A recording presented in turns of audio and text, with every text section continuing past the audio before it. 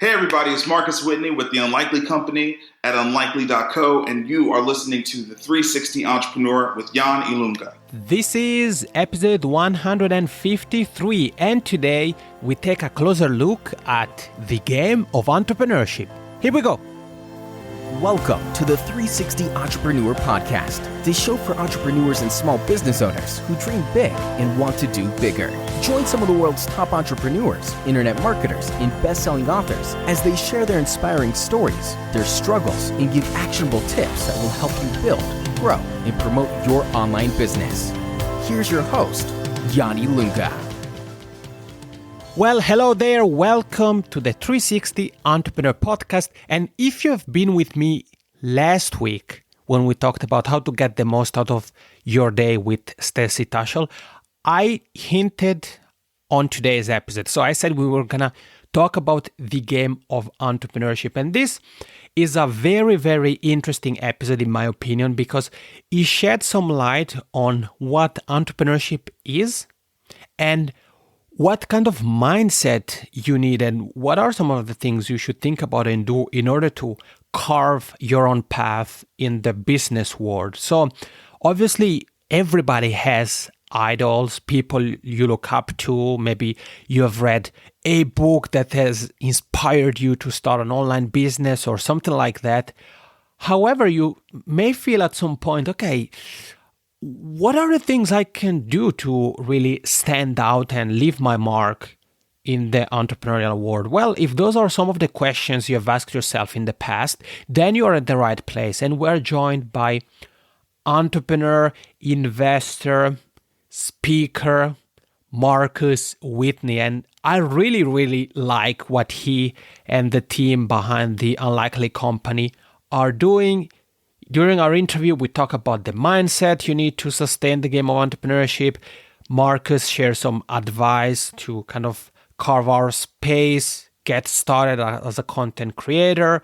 I'm going to talk about a formula I use for learning anything. And then we're going to hear more about Marcus' new show and book, Create and Orchestrate. The show notes for today's episode are over at yanilunga.com/episode 153. Okay, here is the game of entrepreneurship with Marcus Whitney.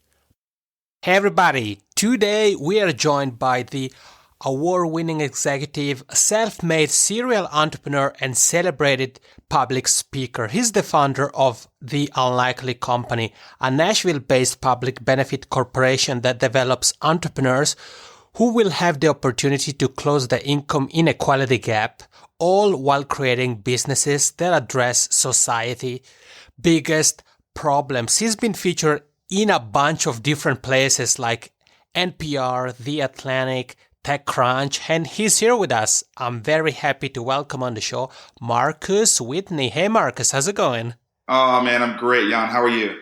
I'm fantastic. And you are joining us from Nashville? Yeah. Very happy to be joining you from Music City. Love it. So Nashville, Tennessee, Helsinki, Finland connection. It's always great to have this kind of international conversations. So grateful for technology, huh? It's wonderful. We're all one big community now. Right, indeed. And Marcus, you immediately throw the word community out there. I know that it's something you really care about, and you have a very specific and interesting mission because you focus on really giving people an opportunity. So can you tell all the people who are here with you and I more about the Unlikely Company, what you do and how did you come up with the idea of launching the Unlikely Company? Yeah, so the Unlikely Company was really launched as a little bit of a reflection of my own life. My path to get here may not have been that unlike others who found entrepreneurship as the place where they were able to make a great impact and also be comfortable because they were inspired, creative, ambitious rebels. That's really kind of who and what I am, And I did not fit in very well with the traditional path. I was fortunate enough to go to a great high school, and that set me up to be accepted to the University of Virginia, the School of Architecture, which is a fantastic program to be accepted into. I was very young at the time when I went. I was 17. And, when I got there, I found myself, immediately, questioning if this was in fact what I wanted to do, and just the structure of the way that learning took place there. Literally just the structure of it was a challenge for me. And so, I ended up not finishing and just going on sort of the beginning of a life's journey of figuring out where I belong in this world, and how I can create value and how I can, contribute to society.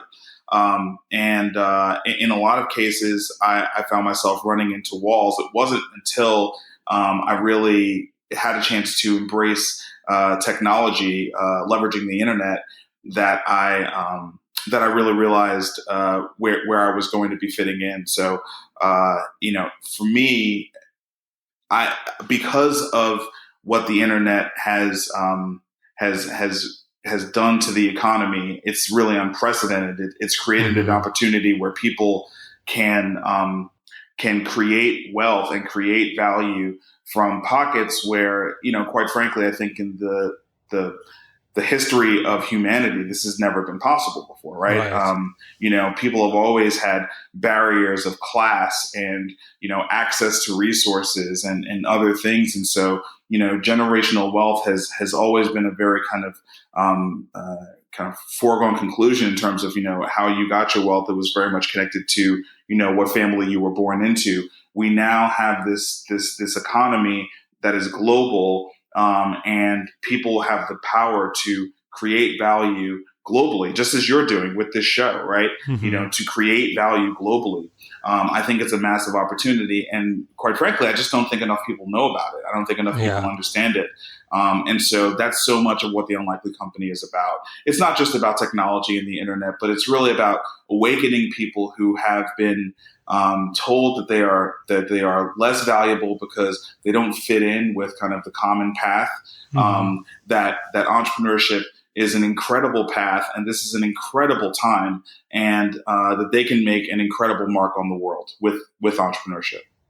Yeah, no, you're right, Marcus. And you mentioned, technology, because obviously it has played and is still playing a very critical role in shaping our society, our entrepreneurial world. And you said it, we have now podcasts, we have websites. So in terms of learning or opportunities for creating a platform to voice your opinion, create a business from scratch has never been this easy. And I have to ask you, because obviously you are a founder yourself, you work with entrepreneurs, with businesses that are about to be launched. So I have to ask you, what do you think are some of the traits founders or potential founders who are here with you and I should consider? So what is the mindset they need if they feel that, I'm an quote unquote unlikely entrepreneur, a little bit like you, Marcus, that I feel that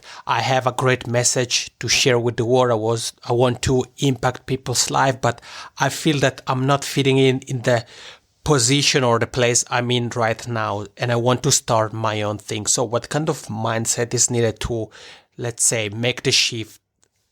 Yeah. So I think, it's one thing to step into entrepreneurship. It's another thing to sustain as an entrepreneur. And I tend to like to focus on the sustaining because it's relatively easy for anyone to go ahead and, take a temporary leap.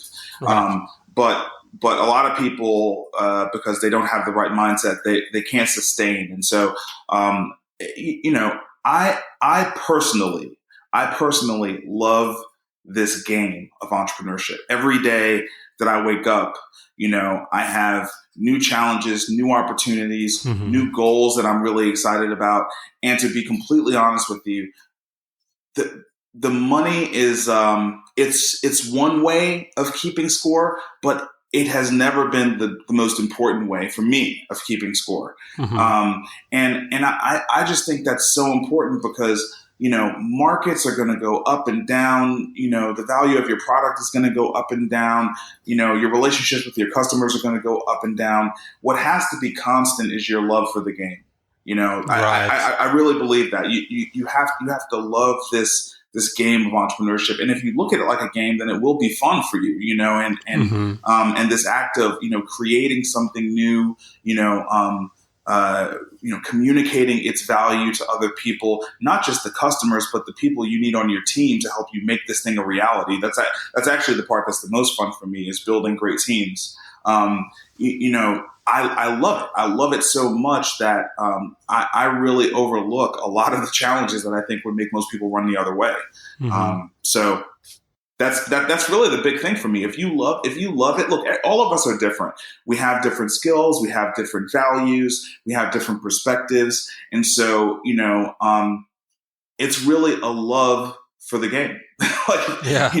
If you love, honestly, this has not been the easiest endeavor for you. I can't imagine, right? You've had challenges, you've had moments of doubt about whether or not, you should be doing something else with your time. But, but I'm fairly certain, just in the short amount of time we've talked, leading up to this podcast and even on it, you love this. You love it. That's why you're doing it. And so that sustains you through, all the peaks and the valleys that you're going to go through. And, look, entrepreneurship is a contact sport, and no 2 days are the same. And there are lots of ups and downs. That is just the reality of it. There are ups and downs. And so your emotional state has to be constant. Yeah, you're so right, Marcus. And I think it's really important to have the passion and the fire, because that's what really is gonna drive you through pretty much anything really that comes your way, whether that's a good thing, whether that's an obstacle, and it's important also to be persistent. So in the past we talked about this with Caitlin Pyle. She told us what she considers the 3 pillars of success. They were optimism, persistence, and I don't remember the third one, but optimism and persistence, I think, are very, very important. And you told us, you made your example, and my everyday life or weekly schedule is like yours. Every day there is something new, something different, new goals, new projects, new challenges, new people that you encounter. So it's important to really be motivated, because regardless of the level you have of, or regardless of the how much you love what you do, there's gonna be days where you feel like, okay, you're doubting yourself for what you do, and that's normal, because that's how we are. But if we believe in what we do, we're gonna have the right motivation, that when those days come, we're like, well, okay, but I have to look at the bigger picture and continue to move forward. And maybe, Marcus, there are some people here with you and I that are getting inspired by you and I. They're thinking, okay, I want to kind of carve my own space. I want to help other people, but I'm not sure where to start from in terms of content. And we were talking a little bit with you about content before we started recording. So what advice do you have for them? Maybe they think, okay, I know I can start a blog, but who's going to read it? Nobody, except for maybe my mom and dad. So Right. Yeah, so that's a great question.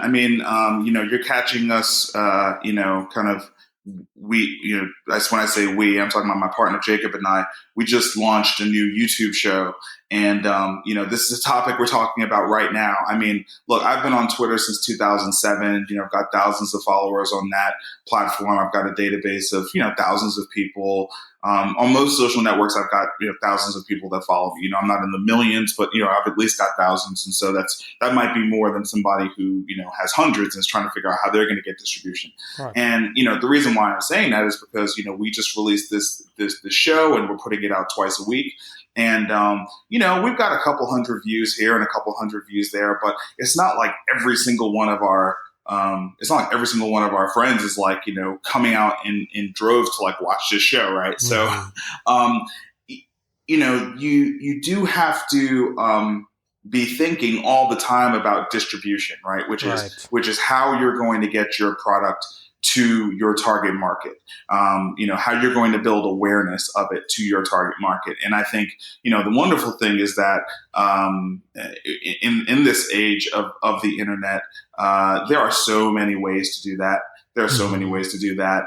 Now, there are so many people trying to do that you have to, compete.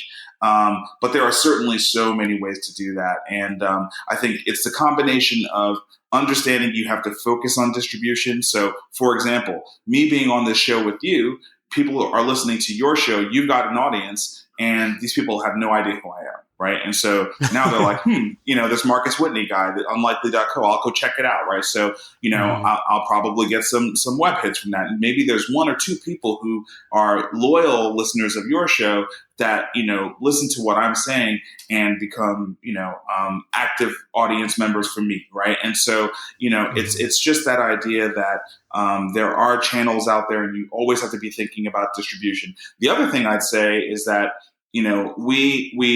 we live in an era of the most inexpensive targeted advertising platforms that we've ever seen.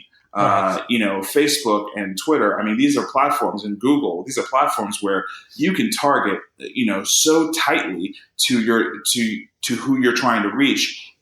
For quite frankly, 5 cents, 10 cents a quarter. Like it costs almost no money to build impressions. Now, of course, over time, you're going to end up spending more money if you're really trying to, drive conversions. But the point is, there are very inexpensive ways to get started, right? Instead of taking that $5 and going and buying, I don't know, a 6-pack of beer, take that $5 and, go spend it on Facebook, trying to reach 1,000 people, and just learn about the platform, learn about how targeted advertising on those platforms performs and how it works, so you can build that into your plan.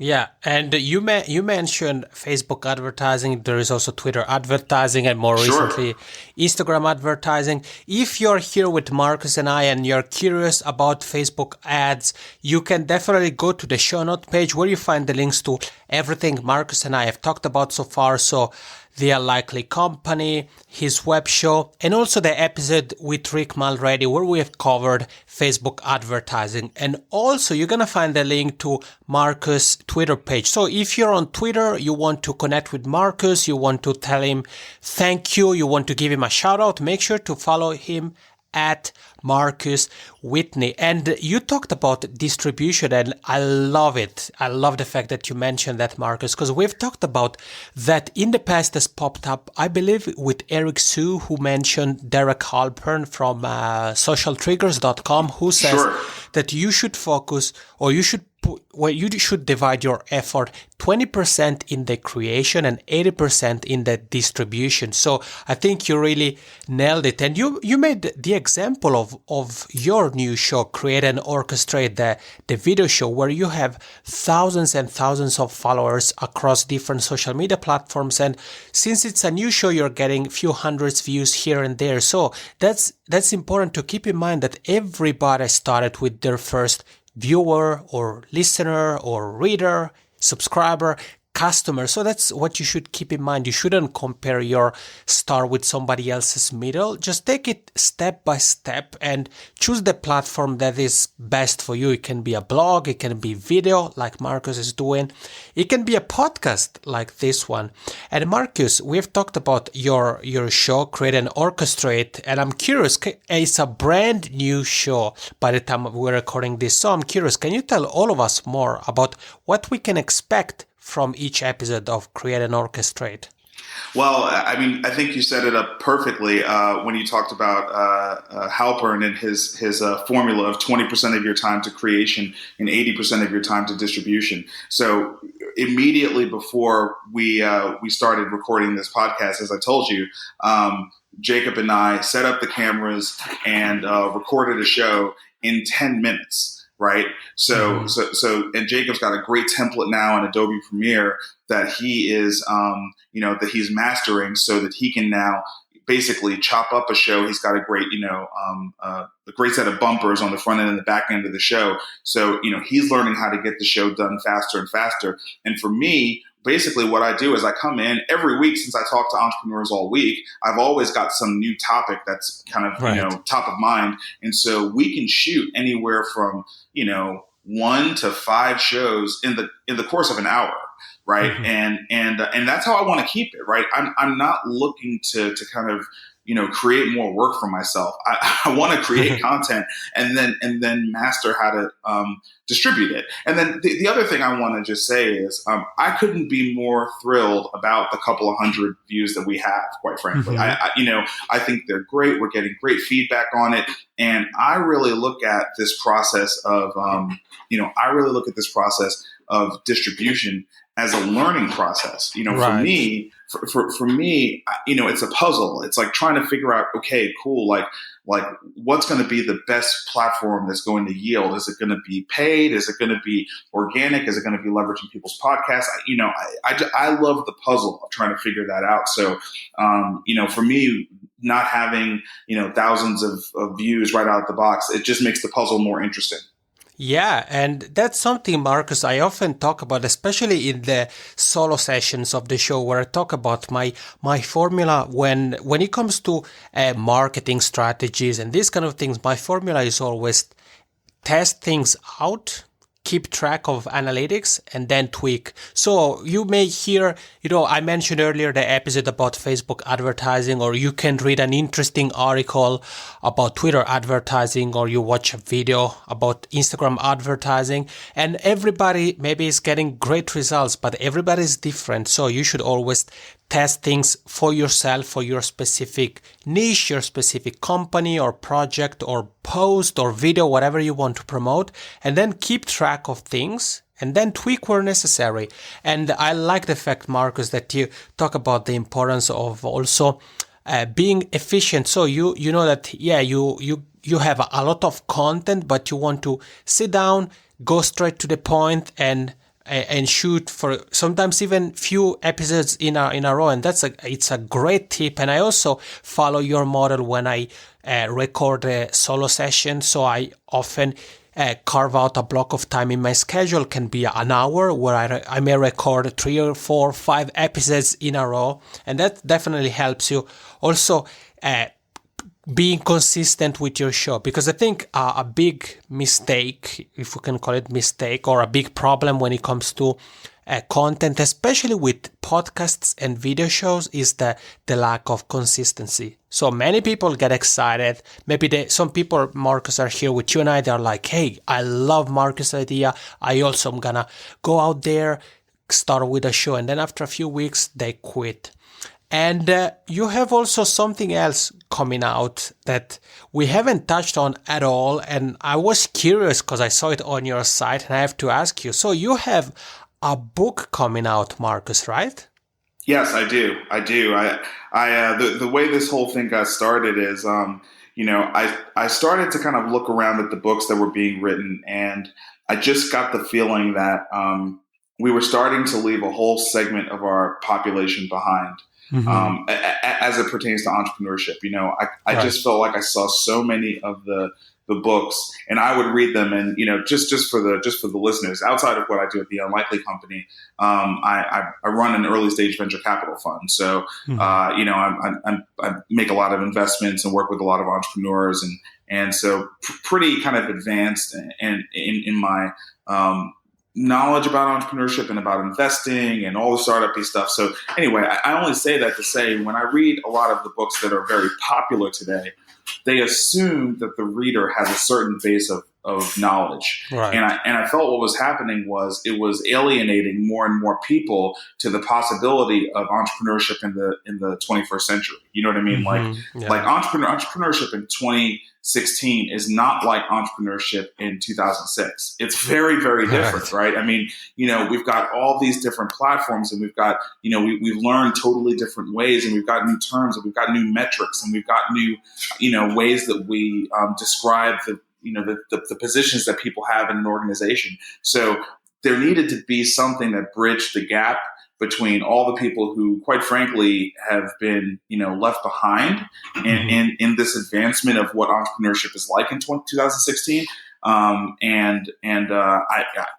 really wanted to try to fill that gap. So that's what the book is. The book is called Create and Orchestrate. We named the video show after the book. But the book is called Create and Orchestrate. We had a Kickstarter that was successfully funded in under 24 hours last summer. Nice. That really helped us to validate that people want this book. And when we first set out to start writing it, we thought it was going to be probably in the 35 to 40,000 words. And as we started to really figure out the framework for the book, it became pretty clear it was going to be, probably twice that. So we've tried to be thoughtful about that and kind of say, look, we need to provide value. We need to, make a statement as an organization, being the unlikely company. But at the same time, we think it's really, really important to, get this book right. So doing this show is helping with this entire process, and we're having a great time. That's great. And I think, again, it is important not only that you focus on providing value and helping people, but that you're also having an awesome time doing that. Marcus, we've mentioned your Twitter at Marcus Whitney, your site unlikely.co. Again, guys, make sure to go to the show notes page so you find the links to the show and everything else we have covered here.